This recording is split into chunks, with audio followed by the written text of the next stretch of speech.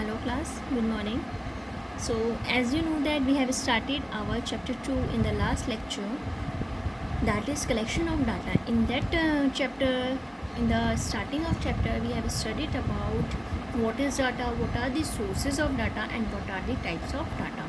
So in which we studied about primary source of data, secondary source of data. Primary source of data is that which we collect from the origin, and secondary source of data which we collect from some other resources. Okay, and primary data is that data which is collected from the primary source of data, and secondary source of data is that which is collected from the secondary source of data. So we have studied about it, we have differentiated both the meanings of primary data and secondary data. So I hope you all have clear this meaning, that is primary data and secondary data, what are the meanings of these two types of data. So now we are starting our new topic in the same chapter, that is modes of data collection. हम लोग data collect कर रहे हैं, ठीक है, लेकिन उसके कितने टाइप्स हैं, किस तरह से हम जो है क्या कर रहे हैं, डाटा कलेक्ट कर रहे हैं.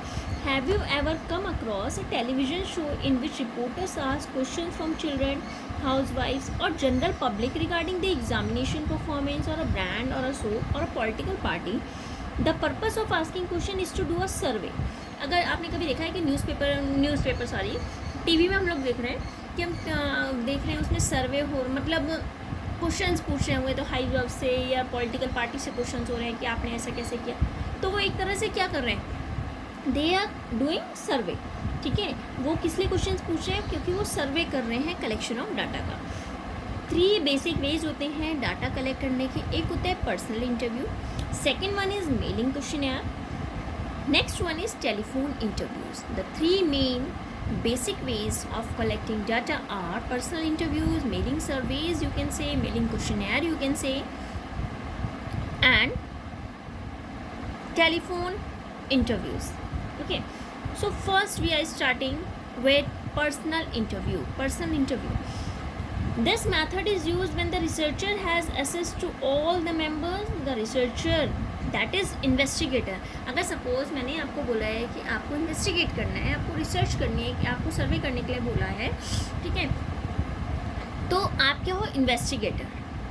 सो the researcher investigator conducts face to face interviews with the respondents. अगर सपोज मैंने आपको बोला है कि आपको एक सर्वे करना है अपने कॉलोनी में जाके, और वहाँ पे लोगों से पूछना है कि हाँ कितने लोग उनकी फैमिली में लिटरेट हैं और कितने इलिटरेट हैं.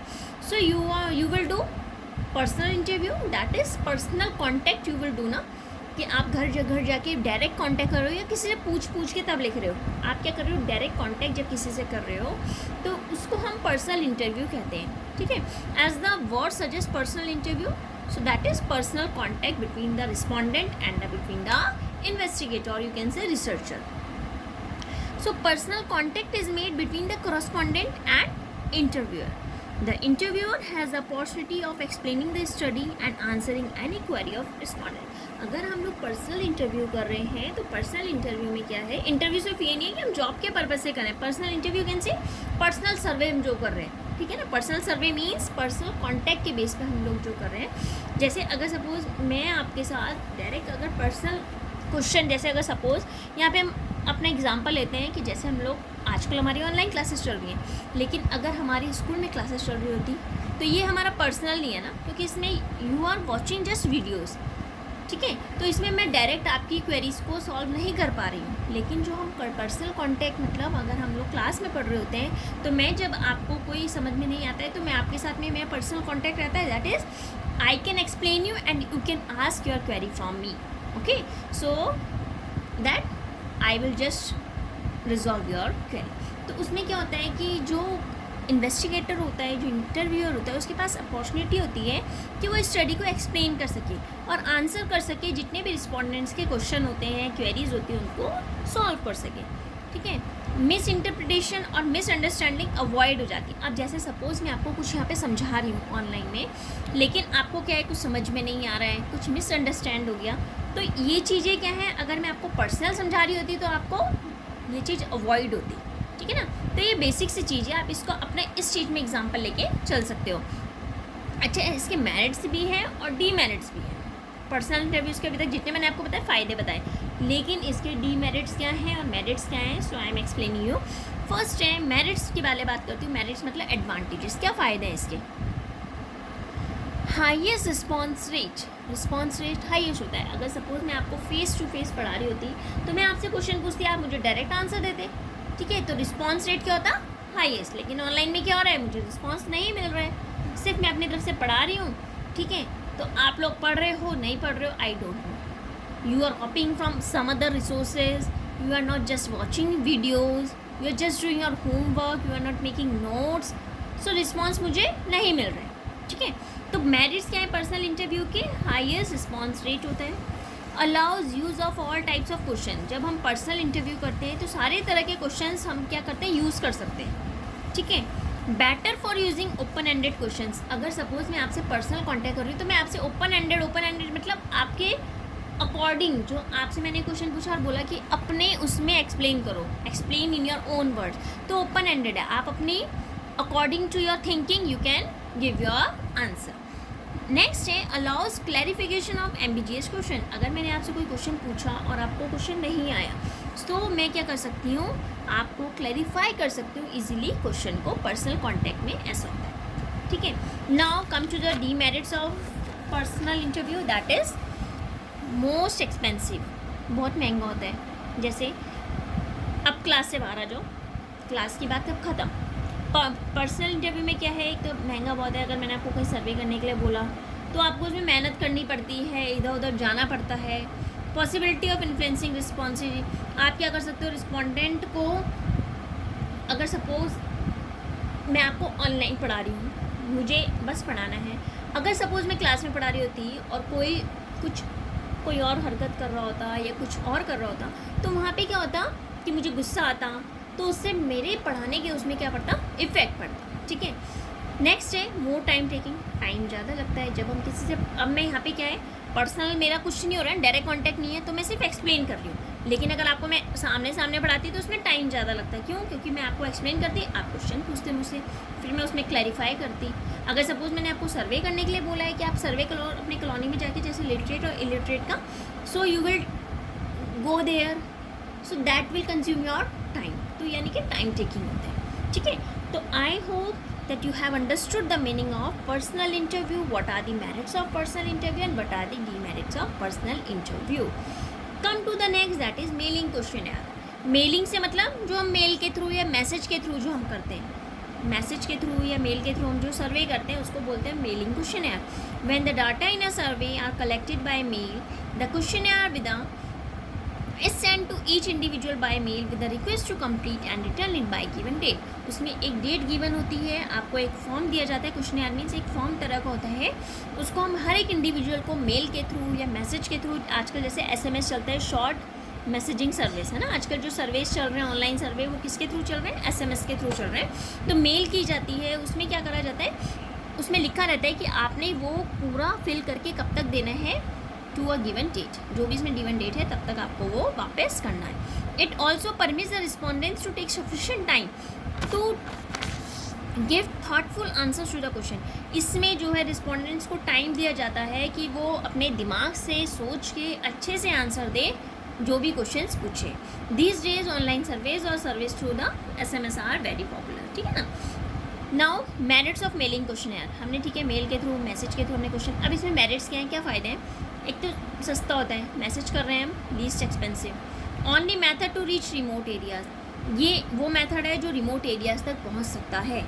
नो इन्फ्लुएंस ऑन रिस्पोंडेंट्स, इसमें रिस्पोंडेंट्स, अब मैंने आपको गुस्से में मैसेज करा या कुछ अलग से किसी और कंडीशन मैसेज करा, मैसेज किया है ना, तो उससे हमारा क्या है, आपको नहीं दिखा कि मैंने किस वे में मैसेज किया है। नेक्स्ट है बेस्ट फॉर सेंसिटिव क्वेश्चन, अगर हमें कोई सेंसिटिव क्वेश्चन करना है तो लोग उसको सोच समझ के आंसर करते हैं, तो that is best for sensitive question. Now what are the demerits of mailing question, that is can not be use by illiterate. अब मैं आपको मैसेज कर रही हूँ, जो इलिटरेट लोग हैं वो तो रिप्लाई नहीं कर पाएंगे, क्यों, क्योंकि उन्हें पढ़ना ही नहीं आता है, ठीक है। नेक्स्ट है लॉन्ग रिस्पॉन्स रेट, अब मैंने आपको मैसेज करा, सपोज़ किसी के में नेटवर्क नहीं आ रहा है या कोई सोचे अरे आराम से रिप्लाई करेंगे, ठीक है, तो उसमें क्या है कि रिस्पॉन्स रेट लॉन्ग हो जाता है, लंबा हो जाता है, ठीक है। अब पर्सनल में क्या था, डायरेक्ट क्वेश्चन पूछ रहे हैं, आप सामने से आंसर डायरेक्ट मिल रहा है एकदम रैंडमली। तो ये हमारे मेरिट्स हैं, डीमेरिट्स हैं। Reactions can not be watch. अगर मैं आपको मैसेज कर रही हूँ तो मैं आपके रिएक्शन नहीं देख सकती हूँ कि आप गुस्से मैसेज कर रहे हो या आपका क्वेश्चन देख के क्या रिएक्शन है, I can't see.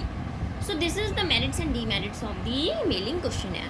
Now come to the next, that is telephone interviews. Telephone interviews, as the word suggests, that the telephone interview means the survey which was done by telephone.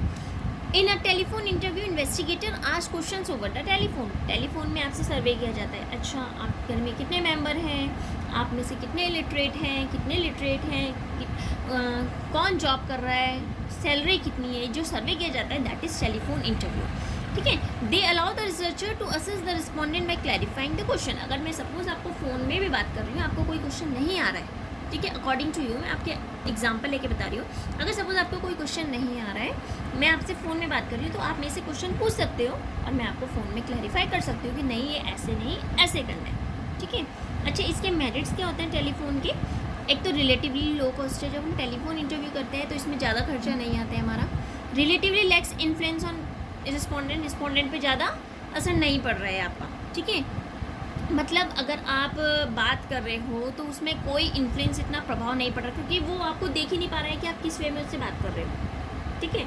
Next है relatively high response rate. जब हम phone पे बात कर रहे हैं, ऐसा तो नहीं है कि हम फ़ोन पे वो कर रहे हैं, वो आपको 2 दिन बाद रिप्लाई कर रहे हैं. You are asking question and reply from coming from there. ठीक है. आप क्वेश्चन पूछ रहे हो, वहाँ से कोई आंसर्स आ रहे हैं आपके पास. डीमेरिट्स क्या है? Limited use. टेलीफोन इंटरव्यू बहुत लिमिटेड यूज़ होते हैं. जैसे कभी पर्सनल इंटरव्यू नहीं हो पा रहा है, तब आपका हम टेलीफोन इंटरव्यूज़ यूज़ करते हैं. जैसे आजकल ऑनलाइन क्लासेस चल रही हैं, डायरेक्ट क्लासेस अगर चल रही होती है तो मैं आपको क्लैरिफाई करती, फ़ोन में नहीं करती. लेकिन आजकल क्या है, ऑनलाइन क्लासेस चल रही हैं, डायरेक्ट हमारी क्लासेस नहीं चल रही हैं स्कूल में, तो जो भी बच्चों की, स्टूडेंट्स की जो भी क्वेरीज़ हैं, तो मैं फ़ोन में रिजॉल्व कर रही हूँ. ठीक है. तो ये जो एग्जांपल्स हैं, आप अपनी स्टडी से लेके ये सब कुछ क्लैरिफाई कर सकते हो. This is a very easy topic. Next है reactions can not be watch. Demerits क्या है?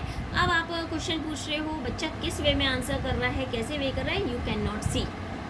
नेक्स्ट है पॉसिबिलिटी ऑफ इन्फ्लुएंसिंग रिस्पॉन्डेंट. अब पॉसिबिलिटी होता है कि भाई रिस्पॉन्डेंट जो है इन्फ्लुएंस हो जाएगी, कोई इसको कुछ और बोल रहा है, नहीं नहीं ऐसे नहीं होगा, तो अपने हम सामने कर रहे हैं तो उसको हम इन्फ्लुएंस कर सकते हैं. जैसे सपोज मैं इंश्योरेंस कराने जा रही हूँ, तो मेरे सामने अगर कोई है तो मैं उसको डायरेक्ट इन्फ्लुएंस कर सकती हूँ कि नहीं, इसमें आपको ये बेनिफिट है, ये बेनिफिट. लेकिन अगर मैं फ़ोन में करा रही हूँ, सपोज़ कि बगल में कोई और है, या फ्रेंड है, या कोई और रिलेटिव है, तो उसने उसको सजेस्ट किया, नहीं नहीं इस वाली पॉलिसी में ऐसा कुछ फ़ायदा नहीं है, वो वाली पॉलिसी, तो उससे क्या होगा, वो उससे इन्फ्लुएंस हो जाएगा, हम फ़ोन में इन्फ्लुएंस नहीं कर पाएंगे. ठीक है. तो पॉसिबिलिटी होती है कि हम इन्फ्लुएंस कर सकते हैं रिस्पॉन्डेंट्स को. तो these are the modes of data collection. Now in the next topic we will study about questionnaire. आपने क्वेश्चनर पढ़ा, क्वेश्चनर की क्वालिटीज़ क्या होती हैं. So I will teach you in the next lecture. First you have to study this and please make notes of this in your fair notebook, that is statistics notebook. ठीक है. This is a lecture 2 of chapter 2. Okay, thank you. Have a nice day.